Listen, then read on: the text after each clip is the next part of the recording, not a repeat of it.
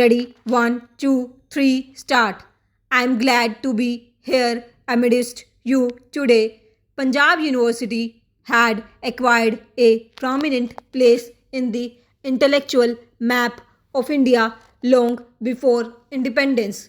Although the university had a fresh start at Chandigarh in 1947 in the wake of partition, it is good that you have been able to keep up the traditions of this premier institution.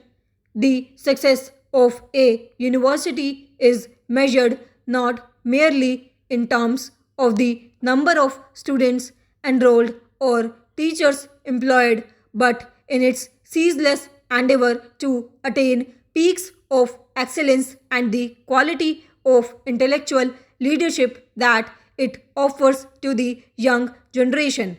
I am happy that you have been able to maintain three ideals of a university, and I congratulate the teachers and students of Punjab University for their achievements.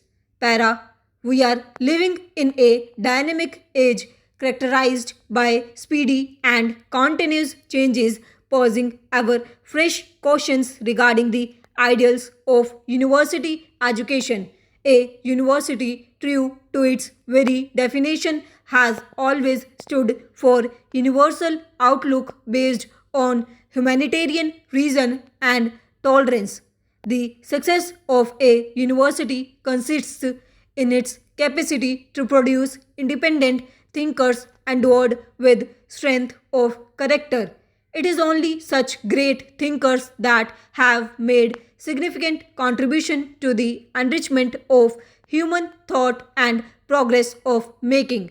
All through the history of making, we find that societies are always in a process of continuous renewal in which all ideas, institutions, and structures undergo transformation, leaving old grabs and taking up new forms and postures. This process of constant struggle for renewal has been the chief characteristic of the evolution of modern societies. What is essential is that we should contribute our might to this process of renewal endowed with the strength of character and courage of conviction. The academic community and institutions of higher learning have a big role to play in providing intellectual leadership to society in this unique struggle in the area of thought. Our universities should have the moral courage and intellectual honesty to assume this leadership. In the present day world, universities cannot remain isolated forever from contemporary society and its problems.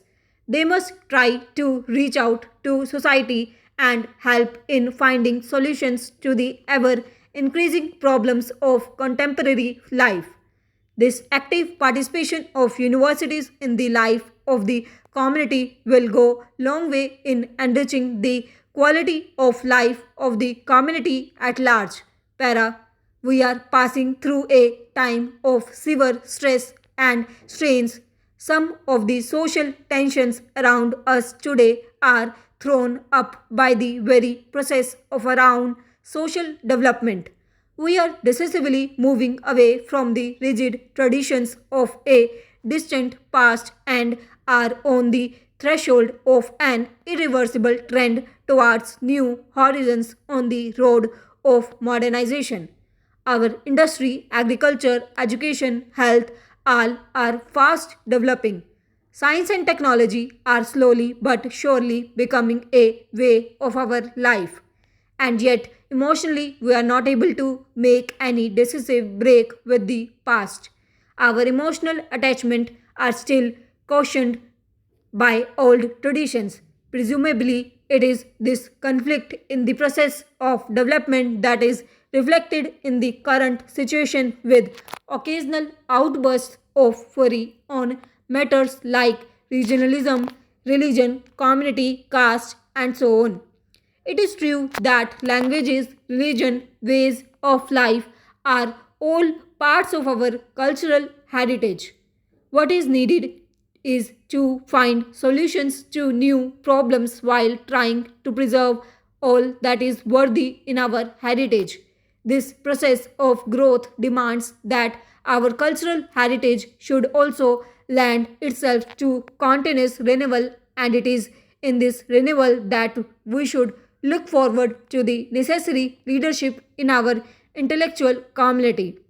It is this ability to provide intellectual leadership that is expected of our universities. India has made rapid and significant progress in the field of university education since independence. It is a matter of pride for all of us to know that today our scientists, doctors, engineers, and technologists are serving in many parts of the world. Para, this is a welcome development, but it is very distressing at the same time to see a large number of educated youth unemployed. One wonders sometimes whether the growth in education, especially higher level education in our country, is in the right direction and is in step with the absorbing capacity of our economy. The primary objective of learning for earning cannot be ignored in a country like ours. A job oriented education from elementary to the university level has also to be planned well in accordance with the employment outlets likely to be generated by our economic development.